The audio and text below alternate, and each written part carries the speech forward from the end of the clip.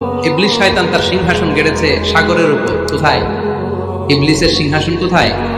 সাগরের উপর। সুম্মা ইয়াবআসু সারায়াহু, সে প্রতিদিন সকালবেলা তার সাঙ্গপাঙ্গরে গোটা পৃথিবীতে পাঠায়, যা পৃথিবীতে ফাসাদ সৃষ্টি কর, ফাসাদ সৃষ্টি কর।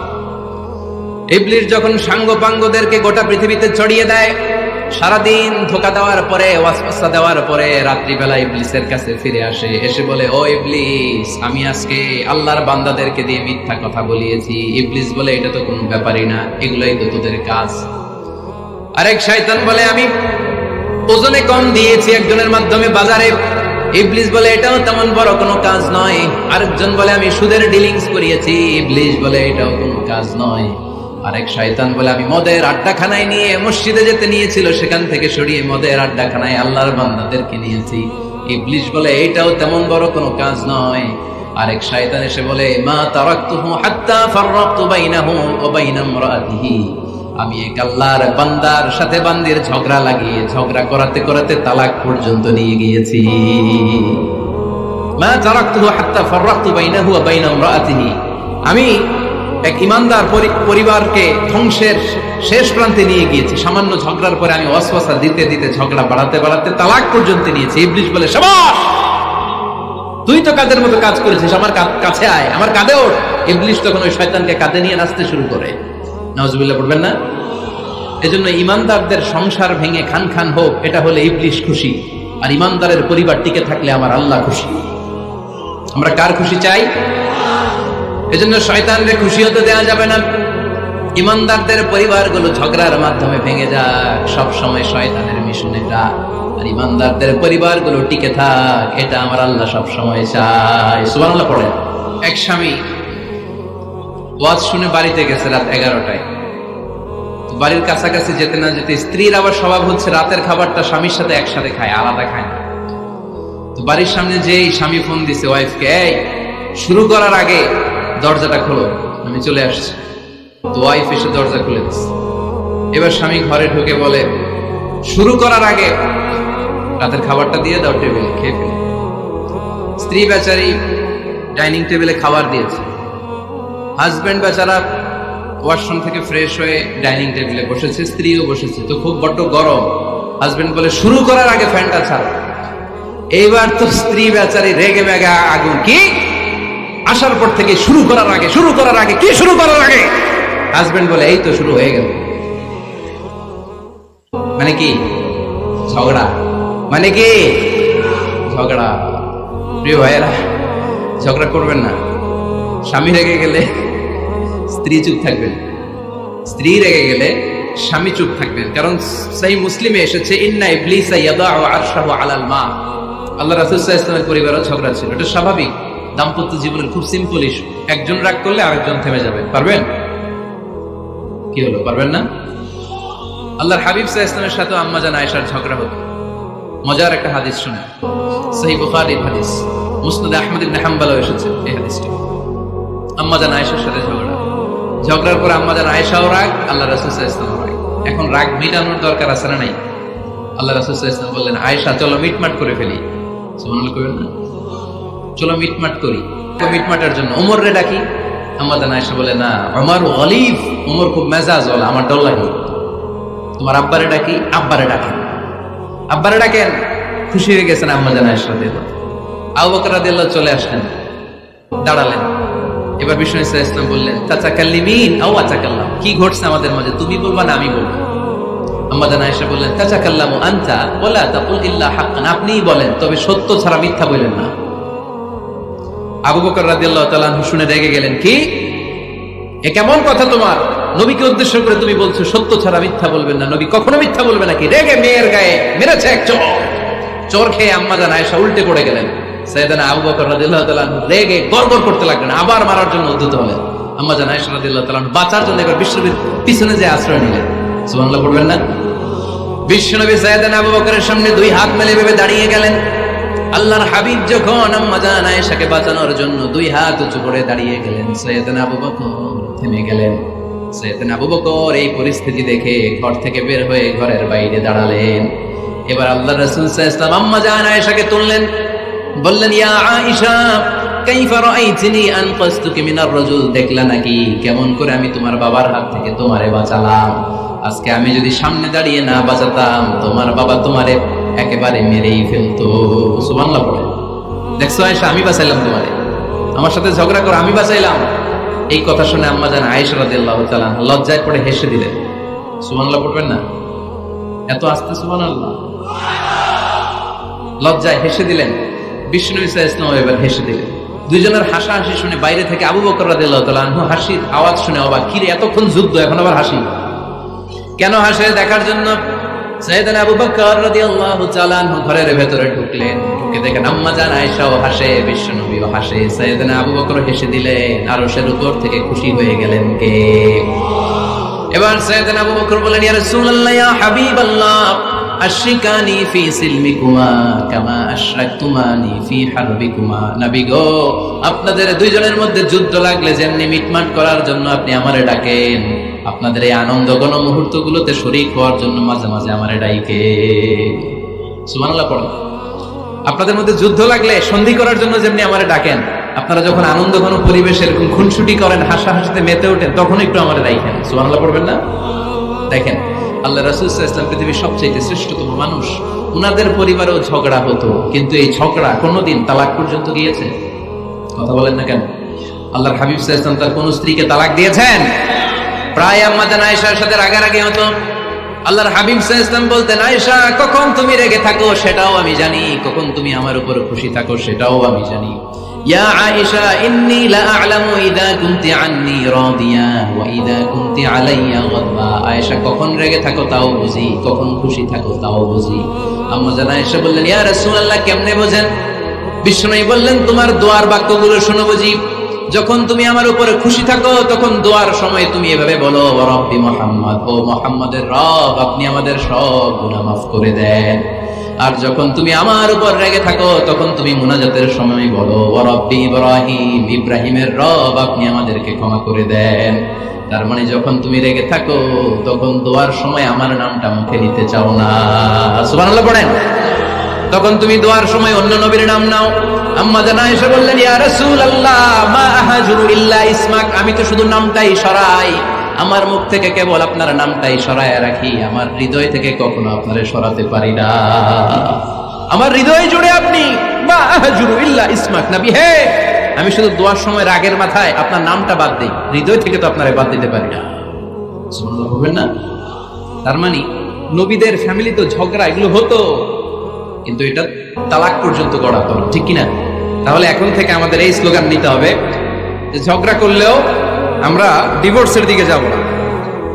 পারা যাবে? আর একজন রেগে গেলে আরেকজনকে চুপ থাকতে হবে। ভাবি রেগে গেলে আপনি চুপ, পারবেন? পারবেন না? ইনশাআল্লাহ। এই যারা বিয়ে করে না এরা ইনশাআল্লাহ, আর বাকিরা চুপচাপ। আওয়াজ করে পড়েন না ইনশাআল্লাহ। তাহলে প্রথমে স্যাক্রিফাইস, তারপর ঝগড়া করা যাবে না। 3 নাম্বার, দাম্পত্য জীবনের কোনো গোপন কথা অন্যের কাছে শেয়ার করা যাবে না। হাদিসে এসেছে, এটাকে বলা হয়েছে আ'যামুল আমানা, এটা সবচেয়ে বড় আমানত। যারা দাম্পত্য জীবনের একান্ত বিষয় কারোর সাথে শেয়ার করে তারা সবচেয়ে বড় কবিরা গুনাহ করে। আশারুন নাস বলেছেন বিশ্বনবী এদেরকে, সবচেয়ে নিকৃষ্ট মানুষ। ইয়াউমুল কিয়ামাতি মানজিলাতান, আল্লাহর কাছে কিয়ামতের দিন সবচেয়ে নিকৃষ্ট হয়ে দাঁড়াবে ওই দম্পতি, ওই নারী কিংবা ওই পুরুষ, তুফদি ইলা যাওজিহি ওয়া ইউফদি ইলা যাওজিহা সুম্মা ইউনশিরু সিররাহা। তারা একান্ত সময়ে ফিজিক্যাল ইন্টিমেসিতে যা করে এটা পরে মানুষের কাছে বলে বেড়ায়, এরকম আছে না নাই? খবরদার, এটা বড় কবিরা গুনাহ। অনেক বোনরা একসাথে হলে দাম্পত্য জীবনের বিভিন্ন গোপন বিষয় নিয়ে কথা বলে, আছে না নাই? অনেক পুরুষরা একে অপরের সাথে, বন্ধুদের সাথে বিভিন্ন বিষয় নিয়ে শেয়ার করে, এটা এমন ওইটা এমন, এগুলো বলা যাবে? আসিবাউ হারাম। দাম্পত্য জীবনের সব বিষয়, স্বামীর সব বিষয় স্ত্রীর কাছে আমানত, স্ত্রীর সব বিষয় স্বামীর কাছে আমানত রেখেছে কে? দাম্পত্য জীবনের এই প্রাইভেট লাইফের কোনো কিছু কিয়ামত পর্যন্ত অন্যের কাছে প্রকাশ করাকে হারাম ঘোষণা করে দিয়েছে কে? এজন্য খবরদার আমার বোনেরা, একসাথে মহিলারা হলে পেটের কথা, পিঠের কথা সব বের করে দেয়, আছে না নাই? কিছু থাকে না, সব বের হয়ে যায়। খবরদার, সব বললেও দাম্পত্য জীবনের কোনো কথা শেয়ার করা যাবে? আমার ভাইরা খবরদার, আপনাদের দাম্পত্য জীবনের কোনো কথা আপনার বন্ধুর সাথে শেয়ার করতে পারবেন না। এগুলো ফ্যামিলির শান্তি নষ্ট করে, দাম্পত্য জীবনের সুখকে নষ্ট করে। তাহলে 3 নাম্বার প্রাইভেসি বজায় রাখবেন, এটা দুজনেরই দায়িত্ব।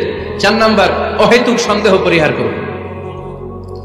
অনেক স্ত্রী আছে হাজবেন্ডের খালি সন্দেহ করে, এই ওদিকে তাকাই লাগেন, ওই মেয়ের দিকে তাকাই লাগেন, মোবাইল দেখি, মোবাইল দাও, ফেসবুকের পাসওয়ার্ড দাও, ঢুকে দেখি মেসেঞ্জারে কার সাথে চ্যাট করছে, এই অফিসের ফাইল দেখি, এই এটা দেখি, এই তোমার ইনবক্স চেক করবে, এদিকে দাও, আছে না নাই? এই সন্দেহ ঘরটারে জাহান্নামের টুকরো বানিয়ে ছেড়েছে। অহেতুক সন্দেহ করবেন না। আবার ভাইরা ভাবিদেরকে অহেতুক সন্দেহ করবেন, এই ওদিকে গেলা কেন, ওদিকে তাকাই লাগেন, এটা করলা কেন, ওইটা করলা কেন, দেখি তোমার মোবাইল, তোমার মোবাইলের গ্যালারি দেখি, লক করে রাখছো কেন, লক হলো, আছে না নাই? অহেতুক সন্দেহ ফ্যামিলিটারে জাহান্নামের টুকরো বানিয়ে দেয়। হ্যাঁ, ভ্যালিড কোন অপরাধ যদি স্বামী করে ফেলে, ভ্যালিড কোন অপরাধ যদি স্ত্রী করে ফেলে, পরকীয়ার কোন বিষয় যদি প্রমাণিত হয়, বসেন, কনসাল্ট করেন, একে অপরের সাথে কথা বলেন, জিজ্ঞেস করেন। কিন্তু অহেতুক, আমি অনেক ফ্যামিলি এরকম দেখেছি, আমার কিছু বন্ধুকেও আমি দেখেছি যে এদের অবস্থা খুব খারাপ, খালি সন্দেহ করে, আছে না নাই? সন্দেহের রোগটা বড় রোগ, এই রোগ থেকে বেরিয়ে আসতে হবে, অহেতুক সন্দেহ করা যাবে না। 5 নাম্বার হাজব্যান্ড ওয়াইফের দায়িত্ব হচ্ছে একে অপরের সহযোগী হতে হবে, সহকর্মী। আল্লাহর জান্নাত পাওয়ার ক্ষেত্রে একে অপরের সহযোগী। আপনি একা জান্নাতে যাবেন, ভাবি জাহান্নামে, এটা আপনি চান? জি না, আওয়াজ নাই আমাকে বলায়, আপনি এটা চান? ভাবি একা জান্নাতে যাবে, আপনি যাবেন না, এটা ভাবি চায়? চায় না। তাহলে গেলে একসাথেই যান না, একসাথেই যান, একসাথেই যাবেন, আলাদা না। এজন্য আল্লাহর আনুগত্যে, আল্লাহর ইবাদতে, দাম্পত্য জীবনে একে অপরের সহযোগী হতে হবে। স্বামী ভুল করলে স্ত্রী সুন্দর করে শুধরে দিবে, স্ত্রী ভুল করলে স্বামী শুধরে দিবে। ফজরের সময় স্ত্রী হাজবেন্ডকে ডেকে দিবে, উঠতে না চাইলে ঠান্ডা পানির ছিটা দিবে, কারণ জান্নাতে একা যাওয়া যাবে না, গেলে দুইজনই যাবে, কথা কয় না? দুইজনেই জান্নাতে যাওয়ার দরকার আছে না নাই? যত বেশি আপনারা আল্লাহর আনুগত্যে আগাতে পারবেন, তত আপনাদের মহাব্বত বাড়াই দিবে কে? এই যে হাজবেন্ড ওয়াইফের ভালোবাসাটাকে বলে লাভ পিরামিড। কি pyramid? Love pyramid, like triangle, ত্রিভুজ আকৃতির। হাজবেন্ড ওয়াইফের ভালোবাসাটা ত্রিভুজ আকৃতির। The closer the couple comes to Allah, the closer they comes to each other. Husband wife যত বেশি আল্লাহর কাছে যাবে, তারা নিজেরাও নিজেদের তত কাছে যাবে। হাজবেন্ড ওয়াইফ আল্লাহর সম্পর্ক থেকে যত দূরে সরে যাবে, তারা নিজেরাও নিজেদের থেকে তত দূরে সরে যাবে, ঠিক কিনা? ত্রিভুজ চিনেন আপনারা?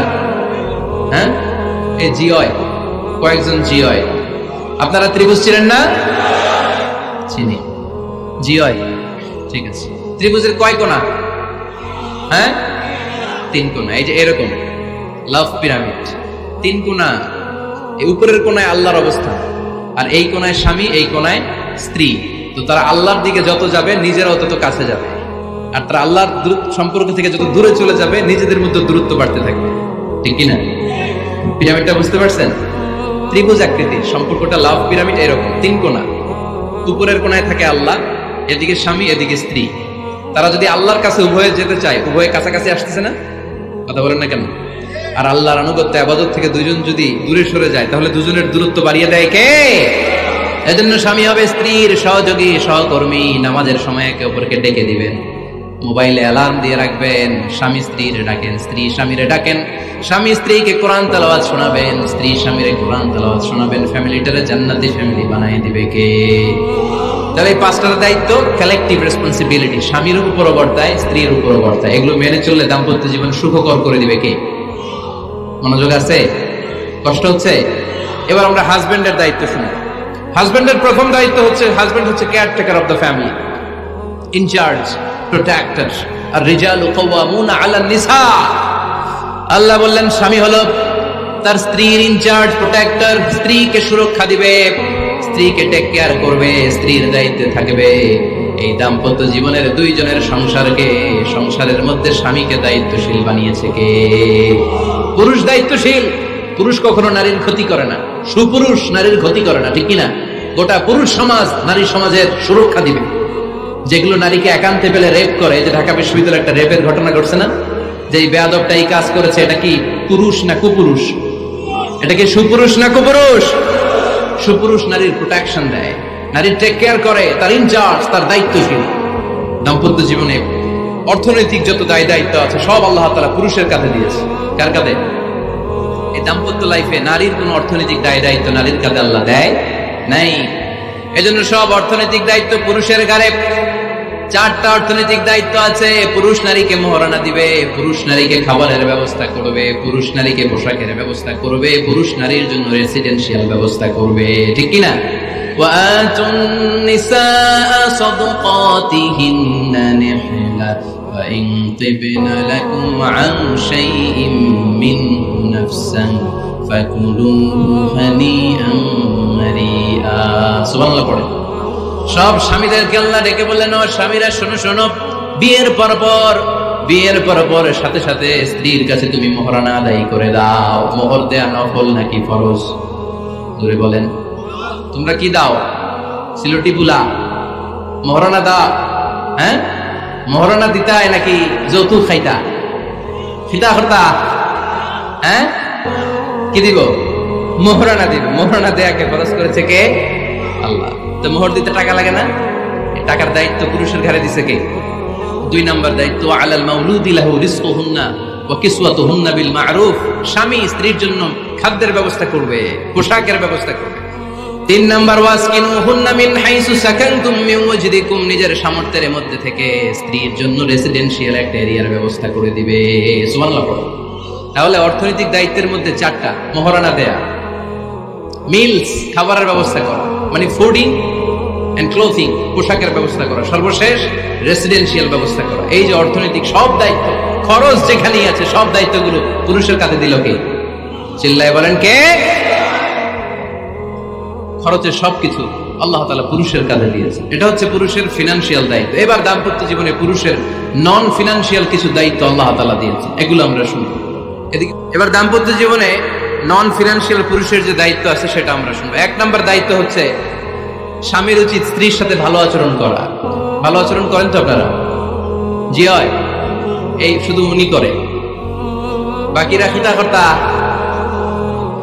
মারামারি কর্তানি, খিতা কর্তা। হ্যাঁ, সালাম দিবেন, স্ত্রীকে কি দিবেন? আল্লাহ বললেন, ওয়া আশিরুহুন্না বিল মা'রুফ। স্ত্রীর সাথে কোমল ভাষায়, ভালো শব্দে, ভালো বাক্যে ভালো কথা বলো। স্ত্রীর সাথে খারাপ আচরণ করো না। স্ত্রীকে দেখলে তুমি মুচকি হাসি দাও। অনেক স্বামী আছে কখনো স্ত্রীকে দেখলে মুচকি হাসি দেয় না, চেহারাটা বাংলা পাসের মতো এরকম করে রাখে, আছে না নাই? দৌলতপুরের লোকের অবশ্য অনেক ভালো, এই যে সবার মুখে হাসি, মুচকি হাসি। হাসেন তো, মুচকি হাসি দেন তো একটা। আওয়াজ করলে মুচকি হাসি হয় নাকি? এটা মুচকি হাসি, দাঁত দেখা যাবে না, সাউন্ড হবে না, শুধু এখানে একটু এক চিলতে হাসির একটা ঝলক করবে, এটার বলে মুচকি হাসি। কেন? রাসূলুল্লাহ সাল্লাল্লাহু আলাইহি ওয়াসাল্লাম আকসারু তাবাসসুমান, আল্লাহর হাবিব সাল্লাল্লাহু আলাইহি ওয়াসাল্লাম সব সময় মুচকি হাসতেন। অনেকে আছে চেহারা গোমরা করে রাখে, জীবনেও হাসে না, এরকম আছে না নাই? দেখছেন এরকম আছে? এলাকায় তো নাই না? আছে। হাসবেন, হাসবেন। মুচকি হাসতে পয়সা লাগে না, পয়সা লাগে, এজন্য হাসবেন। আল্লাহর হাবিব সাল্লাল্লাহু আলাইহি ওয়াসাল্লাম বলেছেন, ফাস্তাউসু বিন-নিসাই খায়রা, নারীর সাথে ভালো আচরণ করো। নারীদেরকে বাঁকা পাজরের হাড় দিয়ে তৈরি করা হয়েছে। এই হাড়কে সোজা করতে গেলে ভেঙে যাবে, রেখে দিলে বাঁকাই থেকে যাবে। তো কি করতে হবে? ফাস্তাউসু বিন-নিসাই খায়রা, কোমল আচরণ করো। আবার আল্লাহর হাবিব সাল্লাল্লাহু আলাইহি ওয়াসাল্লাম বললেন, রিফকাম বিল কাওয়ারিদ, নারীদেরকে কাচের তৈজসপত্র, বাসনের সাথে, গ্লাসের সাথে আল্লাহর হাবিব সাল্লাল্লাহু আলাইহি ওয়াসাল্লাম তুলনা করলেন। কাচের তৈজসপত্র, কাচের গ্লাস, কাচের প্লেট যেমনি আস্তে তুলতে হয়, আস্তে রাখতে হয়, নারীদের সাথে এরকম কোমল আচরণ করার আদেশ দিয়েছে কে? কাচের গ্লাস, তৈজসপত্র, জগ কিভাবে রাখেন আপনারা? খুব জোরে এরকম থপাস করে নাকি? উঠানোর সময় থপাস করে উঠান? খুব স্মুথলি এটা ধরতে হয়, স্মুথলি এটা রাখতে হয়। তেমনি নারীদের সাথেও স্মুথলি আচরণ করবে। নারীদেরকে যত আপনি কোমল মোলায়েম ভাষায় কথা বলতে পারবেন, তারা তত আপনার কথা শুনবে। যত সুন্দর সুন্দর কথা নারীকে, স্ত্রীকে বলবেন, তুমি আমার সব, তুমি আমার কৈতরী, তুমি আমার টুনটুনি, তুমি আমার ময়না পাখি, তুমি আমার সোনা পাখি। ওই যে কয় কলিজা, তার মানে প্র্যাকটিস চলে ভাষায়। আর কি ডাকেন? ভাবিরে কি ডাকেন বলেন? জান,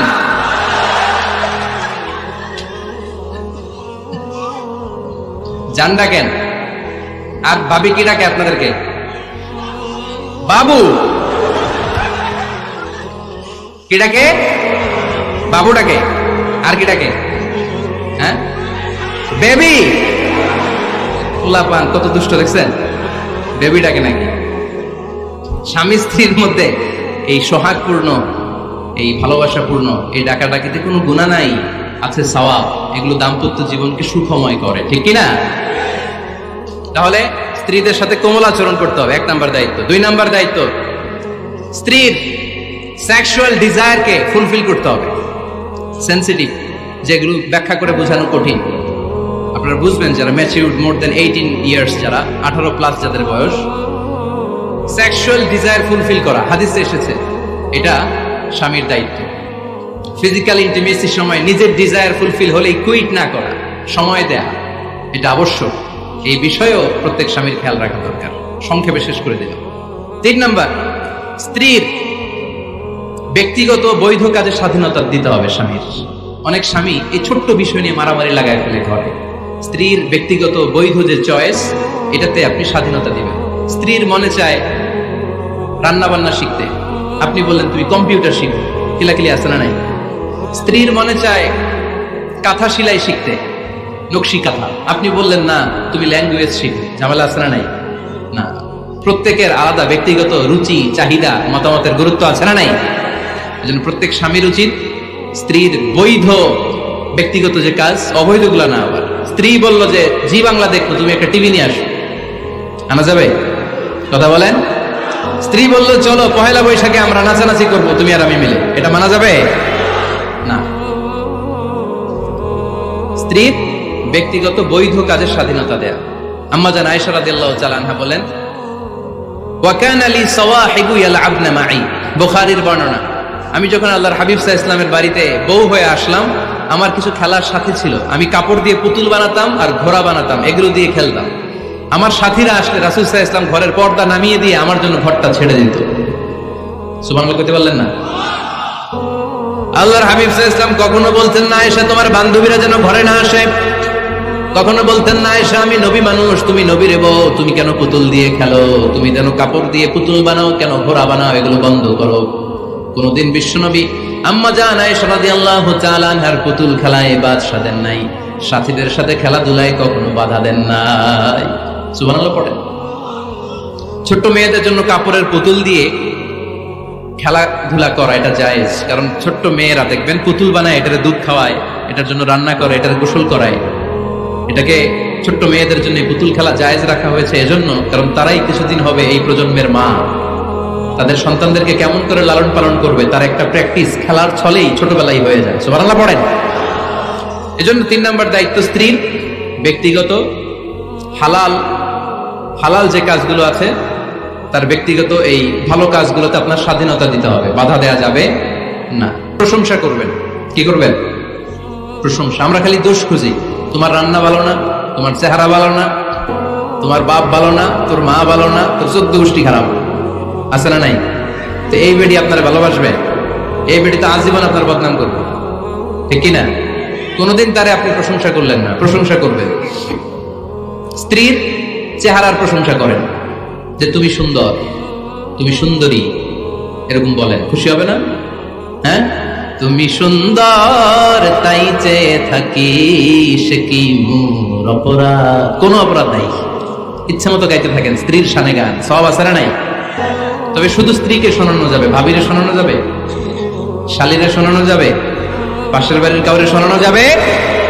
দেখেন ইসলাম কত চেক এন্ড ব্যালেন্স। স্ত্রীকে আপনি গান শোনান, কোনো গুনাহ নাই, আছে শুধু সওয়াব। তাহলে 4 নম্বর পয়েন্ট হচ্ছে এপ্রিসিয়েশন। সারাদিন এই মহিলাটা ফজরের পর থেকে উঠে ঘর গুছায়, মশারিগুলো খোলে, বিছানা পরিষ্কার করে, বাচ্চাদেরকে ক্লিন করে, স্কুলের টিফিন রেডি করে দেয়, বাচ্চাদেরকে স্কুলে যেতে দেয়, আপনার জন্য খাবার রেডি করে, কাপড় ধোয়, ঘরের সবাইকে দেখভাল করে। একদিনও আপনি তার এপ্রিসিয়েশন করলেন? এরকম ডাকাইত স্বামী আসরা নাই, দৌলতপুরে নাই, এখানে সব ভালো। এপ্রিসিয়েট করবেন। আমরা ভুলে যাই, একটা থ্যাঙ্কস দিতে ভুলে যাই, একটা জাযাকিল্লাহ, আল্লাহ তোমাকে জাযা দেখ, এটাও বলি না। এদিকে তাকান, বলবেন তুমি সুন্দরী, তুমি অনন্যা, তুমি সুস্নিগ্ধা, তুমি প্রিয়ংবদা, তুমি সুহাসিনী, তুমি সুকেশিনী, তুমি সুভাষিনী, তুমি অসূর্যম পোষা, মেঘ কালো কেশ, কাজল কালো চুল, হরিণের মতো ডাগর ডাগর দুটি তোমার চোখ। আহা হা, যে পোলাপাইন খুশি হয়ে গেছে। আহা হা, আর মুখস্থ রাখতেছে, বলবে এগুলা। বিয়ে করে নাই কিন্তু এখন। তো জায়গা মতো বলবা, গার্লফ্রেন্ডে বলো না। আবার কাকে বলবা? স্ত্রীকে। কাকে? স্ত্রীকে। পারা যাবে না? একটু অ্যাপ্রিসিয়েশন দেওয়া যাবে না ওনাদেরকে? একটু প্রশংসা করবেন। প্রশংসা পেলে নারীরা বড্ড খুশি হয়। যদি আপনি বলেন যে তোমার রান্নাটা আজকে অসাধারণ হয়েছে, দেখবেন আরেক বাটি আইনা দিতেছে, খাইতে পারতেছে না, এরপর পাতে তুলে দেয়, আরেকটু খাও, আরে খাও না, আছে না নাই? ওই যে প্রশংসা করছেন, খুশি হয়ে গেছে তো। আপনি 10,000 টাকার বান্ডিল দিয়ে আপনার বউকে যত খুশি করতে না পারবেন, রান্না মজা হয়েছে এইটা বলে আপনি অনেক বেশি খুশি করতে পারবেন। আল্লাহর হাবিব সাল্লাল্লাহু আলাইহি ওয়াসাল্লাম কখনো স্ত্রীদের রান্নার বদনাম করে নাই। সুবহানাল্লাহ পড়বেন না? আওয়াজ করে পড়েন সুবহানাল্লাহ। আজ থেকে স্ত্রীর সৌন্দর্যের প্রশংসা করবেন, কাজের প্রশংসা করবেন, রান্নার প্রশংসা করবেন, অ্যাপ্রিসিয়েশন দিবেন। পারবেন তো? রান্নার প্রশংসা নিয়ে মজার একটা গল্প আছে, শুনতে চান? তো রান্নার প্রশংসা নিয়ে যে মজার গল্পটা আপনাদের শোনাতে চাই, এদিকে তাকান, মনোযোগী হন। আমার ওয়াজ শুনে এক লোক মনে মনে নিয়ত করছে যে আইরে, জীবনে তো রান্নার প্রশংসা করলাম না, আজকে রান্নার প্রশংসা করব। তো মাহফিল শেষে বাসায় গেছে, স্ত্রী তাকে খাবার দিয়েছে, স্বামী খাবার খায় আর মিটি মিটি হাসে। স্ত্রী বলে, এক মাহফিল শুনে আসছো, রাত বাজে 12টা, খাচ্ছ ভালো কথা, হাসো কেন?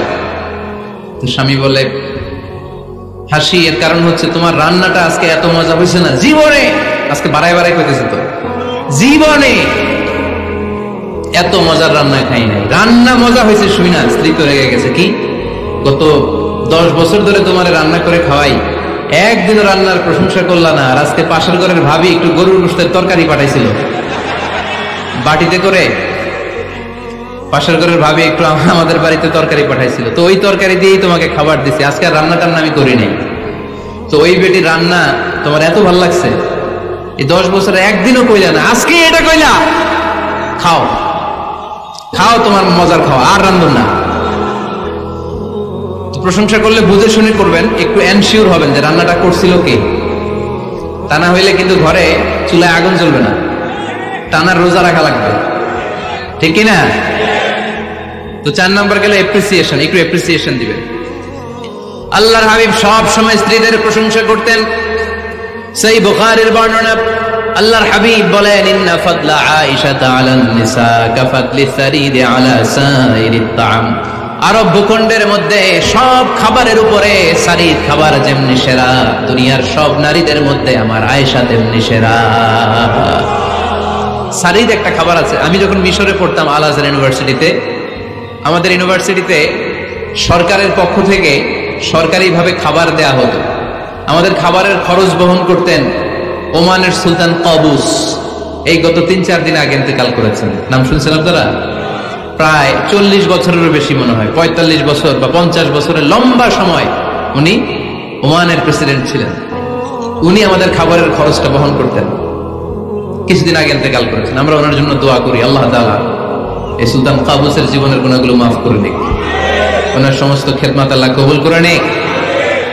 তো আমাদের আল আজহার ইউনিভার্সিটির হোস্টেলে ঈদের দিন একটা খাবার দিত, এটার নাম ছিল সারিদ। রুটি আর গোশত এগুলোকে ম্যাশড করে একটা স্তর বানাতো, এটা কেটে কেটে আমাদেরকে দিত, এটাকে বলে সারিদ। আরব দেশে সবচেয়ে দামি খাবার। আমাদের দেশে যেমনি পোলাও, হ্যাঁ, গরুর রেজালা, রোস্ট, এগুলো খুব উন্নত খাবার ধরা হয়, বিয়েতে সার্ভ করা হয়। আরব দেশে ওইটাকে বলে সারিদ, শ্রেষ্ঠ খাবার। আল্লাহর হাবিব বললেন, সব খাবারের মধ্যে যেমনি সারিদ সেরা, নারীকুলের মধ্যে তেমনি আমার আয়েশা সেরা। দেখেন কেমনে এপ্রিসিয়েট করতেন। আম্মা জান আয়েশাকে তিনি সবসময় আদর করে হামায়রা বলে ডাকতেন। হামায়রা মানে লাল সুন্দরী বউ। কি সুন্দরী? আম্মা জান আয়েশা রেগে গেলে গাল দুটো আনার ফলের মতো লাল হয়ে যেত, এজন্য ডাকতেন, ও আমার লাল সুন্দরী বউ। সুবহানাল্লাহ কইতে পারলেন না? আবার আম্মা জান খাদিজাতুল কুবরা তাহেরা রাদিয়াল্লাহু তাআলা আনহার ব্যাপারে বলতেন, ইন্নী ক্বাদ রুজিকতু হুব্বাহা। সহিহ মুসলিমের বর্ণনায় তিনি বলতেন, খাদিজার ভালোবাসা আল্লাহ তাআলা আমার হৃদয়ে রিজিক হিসেবে দিয়েছে। আওয়াজ করে পড়েন আল্লাহু আকবার। তো এজন্য অ্যাপ্রিসিয়েট করবেন। 5 নাম্বার হচ্ছে আপনার ভালোবাসা স্ত্রীকে প্রকাশ করুন। এক ছাদের নিচে আজীবন বসবাস, 20 বছর হয়ে গেছে এদের সংসার, একদিনও মুখ ফুটে বলতে পারে নাই তোমারে ভালোবাসি। পারছেন? হ্যাঁ, কে কে পারছেন? দেখে হাত তুলেন। হাত অর্ধেক তুলে আবার নামায়, ভেজাল আছে, ঠিক কিনা? ভালোবাসি বলছিলেন? কারে বলছিলেন? ভাবিকে না গার্লফ্রেন্ডকে? হ্যাঁ, স্ত্রীকে বলবেন। নিজের স্ত্রীকে বলবেন আই লাভ ইউ। কি বলবেন? কথা বুঝে না বোধহয়। কি বলবেন? সবাই বলেন। কি বলবেন? মুরব্বী একজনও কয় না, কয় এতদিন কইছি না, অহনো কম না। তিরমিজির বর্ণনা দেখেন, বিশ্বনবী যে আই লাভ ইউ বলতো তার দলিল শুনেন। সাহাবারা জিজ্ঞেস করলেন, ইয়া রাসূলুল্লাহ মান আহাব্বুন নাস ইলাইক, ও নবী কারে সবচেয়ে বেশি ভালোবাসেন? Who do you love the most? নবী কাকে সবচেয়ে বেশি লাভ করেন আপনি? সাহাবারা প্রশ্ন করলেন, ইয়া রাসূলুল্লাহ কাকে লাভ করেন বেশি? আল্লাহর হাবিব সাল্লাল্লাহু আলাইহি ওয়াসাল্লাম বললেন, আয়েশা, আয়েশা রে। সুবহানাল্লাহ কইবেন না? সাহাবারা বললেন, ওমিনার রিজাল, পুরুষদের মধ্যে কারে বেশি পছন্দ করেন? বিশ্বনবী বললেন, আবুহা, আয়েশার বাবা রে। সাইয়েদনা আয়েশা রাদিয়াল্লাহু তাআলা আনহার বাবার নাম কি? আবু বকর। কি নাম? আবু বকর। আল্লাহর হাবিব সাল্লাল্লাহু আলাইহি ওয়াসাল্লাম বললেন, সবচেয়ে বেশি লাভ করি আয়েশাকে। সাহাবারা বললেন, ওমিনার রিজাল, পুরুষদের মধ্যে কারে বেশি লাভ করেন? আল্লাহর হাবিব সাল্লাল্লাহু আলাইহি ওয়াসাল্লাম বললেন, আয়েশার বাবা রে। সুবহানাল্লাহ পড়ে। আম্মা জান আয়েশাকে বিশ্বনবী এত ভালোবাসতেন। আম্মা জান আয়েশা পেয়ালার যেখানে ঠোঁট লাগিয়ে দুধ পান করতেন, বিশ্বনবী পেয়ালার ওই জায়গাটা খুঁজে খুঁজে ওই জায়গায় ঠোঁট লাগিয়ে দুধ পান করতেন। আম্মা জান আয়েশা রাদিয়াল্লাহু তাআলা না গোশত খেয়ে হাড্ডি চষে হাড্ডিটা রেখে দিলে বিশ্বনবী আম্মা জান আয়েশার চষা হাড্ডিটা মুখে নিয়ে আবার চষতে শুরু করে দিতেন। পড়েন সুবহানাল্লাহ। দুইজন একসাথে এক বালতি থেকে পানি নিয়ে গোসল করতেন। পড়েন আল্লাহু আকবার। তাহলে এভাবে ভালোবাসা প্রকাশ করতে পারবেন তো? 6 নাম্বার স্বামীর দায়িত্ব হচ্ছে গৃহস্থলী ছোটখাটো যে কাজ আছে এই কাজগুলোতে হেল্প করা। আমরা অনেক সময় এগুলোর লজ্জা মনে করি। আল্লাহর হাবিব সাল্লাল্লাহু আলাইহি ওয়াসাল্লাম আমাদের মডেল। আল্লাহর হাবিব সাল্লাল্লাহু আলাইহি ওয়াসাল্লাম ঘরের কাজে সাহায্য করতেন।